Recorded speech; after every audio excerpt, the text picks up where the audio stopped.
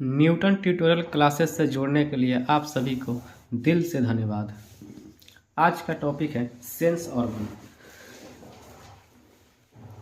Sense organ को हिंदी में ज्ञान इंद्रियां कहते हैं।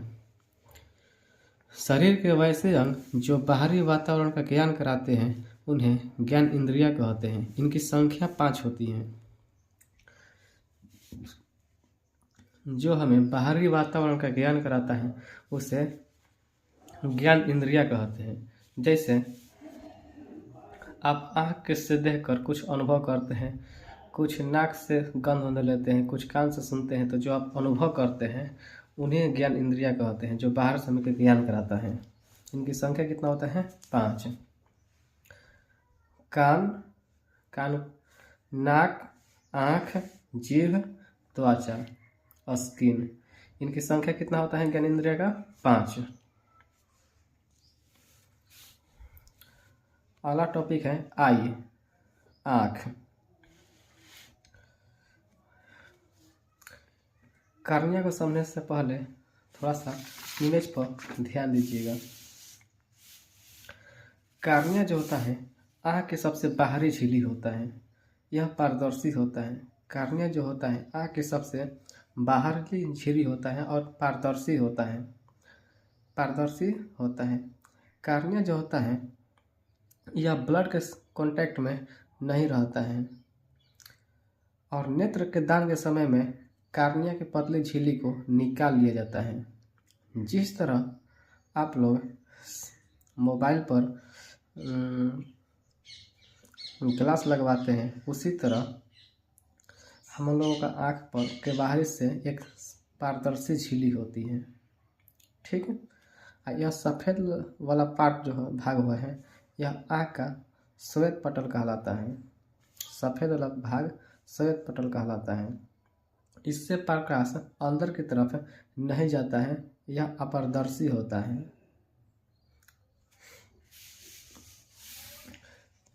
तो कार्निया की परिभाषा क्या है देखिए। कार्निया को हिंदी में स्वच्छ मंडल कहते हैं। यह आँख की सबसे बाहरी झिल्ली होती है।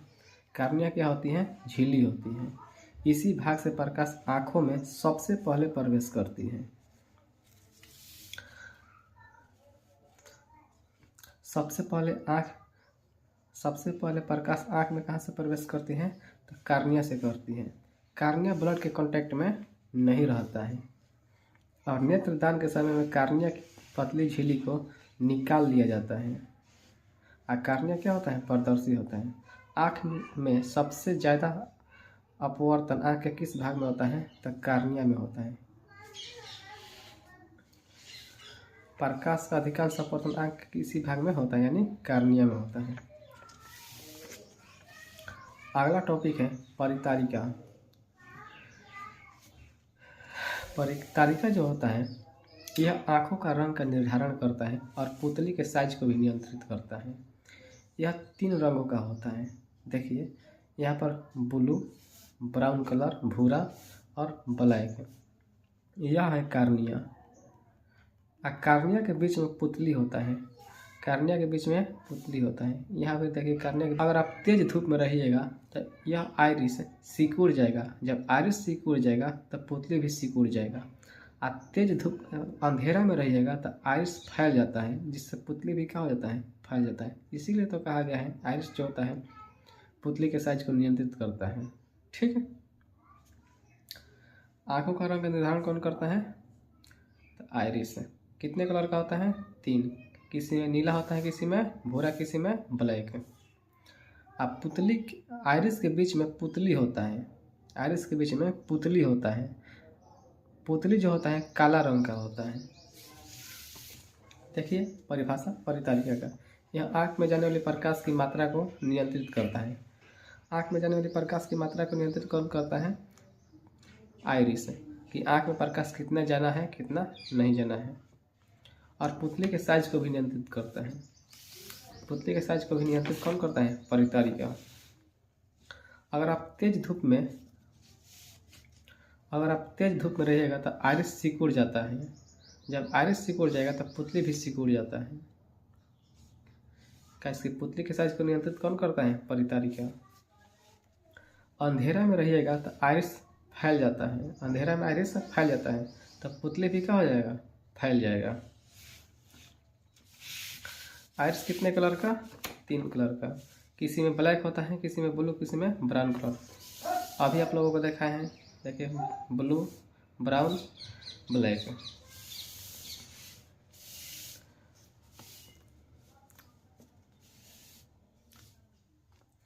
अब है पुतली। पुतली को इंग्लिश में प्यूपिल कहते हैं। यह आइरिस के बीच में पाया जाता है। आइरिस के बीच में कहाँ पाया जाता है, पुतली पाया जाता है। इसका रंग कैसा होता है, काला होता है। इसी रास्ते से प्रकाश आँख के अंदर प्रवेश करती है। इसी रास्ते प्रकाश आँख के अंदर पाया जाता है। देखिए यहाँ पर आइरिस के बीच में पुतली होता है, आइरिस के बीच में पुतली, देखिए यहाँ पर पुतली।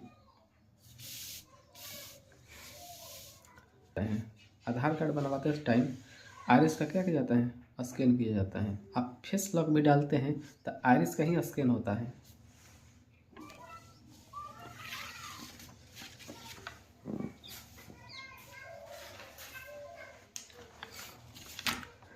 यह आँख के सबसे बाहर के भाग हैं जो बाहर से दिखाई देता है। अब अंदर का भाग नेत्र लेंस होता है, जिसे लेंस कहते हैं। नेत्र लेंस देखिए यहाँ पर होता है। नेत्र लेंस को सिलियरी पेशियाँ आपस में खींच कर रखता है। नेत्र लेंस उत्तर लेंस होता है। नेत्र लेंस कैसा होता है, उत्तर लेंस होता है।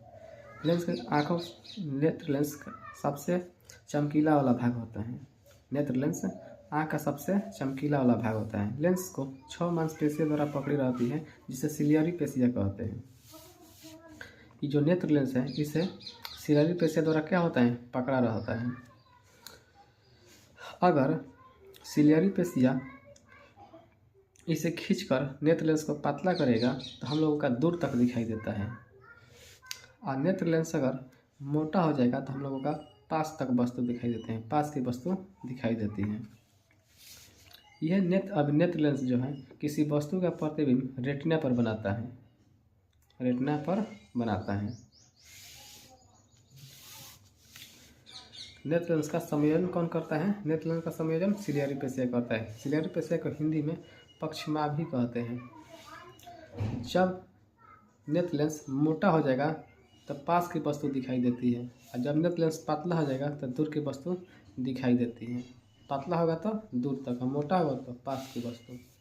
अगला टॉपिक है रक्त पटल। रक्त पटल को इस इमेज में देखिए आप लोग, यहाँ पर रेटिना होता है और यहाँ पर दृष्टि पटल यानी रेटिना होता है। इसके बीच वाला भाग रक्त पटल होता है। इसका बीच वाला भाग रक्त पटल होता है। रक्त पटल का काम होता है ब्लड का सप्लाई करना। देखिए परिभाषा, यह रेटिना और श्वेत पटल के बीच का भाग होता है। इसका कार्य ब्लड का सप्लाई करना होता है। अगला टॉपिक है रेटिना। रेटिना को हिंदी में दृष्टि पटल कहते हैं। आँख के सबसे पिछला भाग यहाँ पर रेटिना होता है। अब ये वाला भाग रक्त पटल होता है। सबसे बाहरी भाग श्वेत पटल होता है।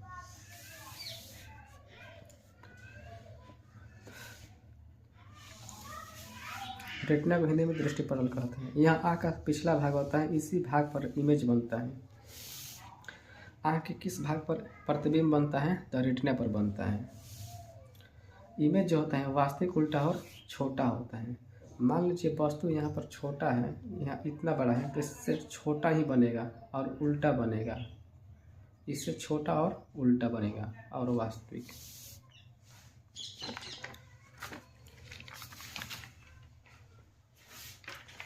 अगला टॉपिक है येलो स्पॉट।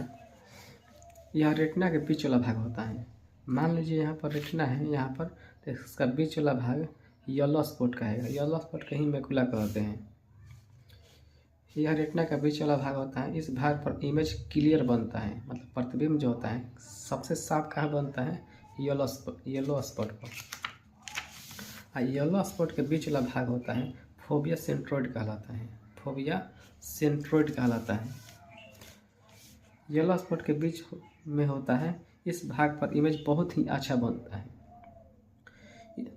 इमेज कहाँ बनता है? रेटिना पर। रेटिना के बीच वाला भाग येलो स्पॉट है, इस पर प्रतिबिंब क्लियर बनता है। लेकिन सबसे अच्छा जो बनता है और से फोबिया सेंट्रोइड पर, इसका भी बीचों बीच वाला भाग होता है। अगला टॉपिक है ब्लाइंड स्पॉट। ब्लाइंड स्पॉट को हिंदी में अंध बिंदु कहते हैं। जहाँ सभी ऑप्टिकल नर्व प्रकाशीय तंतु आकर मिलता है, उस पॉइंट को ब्लाइंड स्पॉट कहते हैं। ऑप्टिकल नर्व प्रकाशीय तंतु, जहाँ पर जाकर सभी प्रकाशीय तंतु यानी ऑप्टिकल नर्व जाकर मिलता है, उस पॉइंट को क्या कहते हैं? येलो स्पॉट कहते हैं। प्रकाशीय तंतु जो होता है इसे दृक् तंत्रिका भी कहते हैं। इसका 2 पार्ट होता है, यानी 2 प्रकार का होता है, एक क्षण कोशिका, एक शंकु कोशिका। क्षण कोशिका जो होता है यह प्रकाश की मात्रा को बताता है, यह तेज धूप। यह जो होता है पर वस्तु का कलर बताता है। यह प्रकाश की तीव्रता, अगर अंधेरा में रहेंगे तो यह कम बताएगा कि प्रकाश कम है, और तेज प्रकाश धूप में रहेंगे तो यह बताएगा कि तेज प्रकाश में है। जब आप में विटामिन ए की कमी हो जाता है तो क्षण सेल जो होता है ये इफेक्टेड होता है, प्रभावित होता है, जिससे हम लोगों का आंखों में रक्तअंधी हो जाता है। उल्लू में जो रड सेल बहुत ही स्ट्रांग होता है, इसलिए उल्लू रात में भी अच्छा से देख लेता है। दूसरा शंकु कोशिका, इसे इंग्लिश में कौन सेल कहते हैं। यह वस्तु का रंग बताता है। अब रंग बताता है कि कोई लाल वस्तु है कि भूरा है कि काला है, कौन बताता है? शंकु कोशिका। अगला टॉपिक है मोतियाबिंद। मोतियाबिंद, देखिए यहाँ पर ये हम लोग नेत्र लेंस है। ये नेत्र लेंस पर अगर बाहर से सफ़ेद परत बढ़ जाता है तो उसे मोतियाबिंद कहते हैं और दिखाई नहीं देता है। यह बुढ़ौती में होता है। जब लेंस पर सफ़ेद मांस की परत बढ़ जाती है तो उसे मोतियाबिंद नामक बीमारी कहते हैं। जब मोतियाबिंद नामक बीमारी हो जाएगा तो उसे ऑपरेशन करके बाहर निकाल लिया जाता है। इस चैनल से जुड़ने के लिए आप सभी को दिल से धन्यवाद।